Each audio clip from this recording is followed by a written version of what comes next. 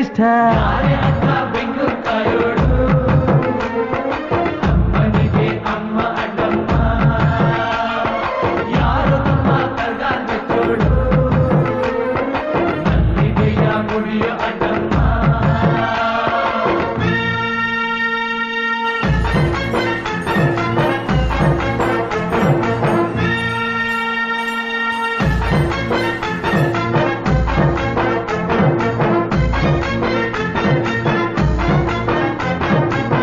ಕಾಡು ಮಲ್ಲೇಶನೇ ಒಮ್ಮೆ ತಾಯ ಬೇಡಿದ, ಬಿಲ್ವಪತ್ರೆಯ ಮರವ ಬೆಳೆಸು ಎಂದು ಬಯಸಿದ. ಕರೆಸಿದಳು ಕೆಂಪೇಗೌಡರ ಇಲ್ಲಿಗೆ, ಮರದ ಜೊತೆ ನಗರವನ್ನು ಕಟ್ಟಿಸಿದಳು ಮೆಲ್ಲಗೆ. ಪೂಜೆ ಬಿಟ್ಟ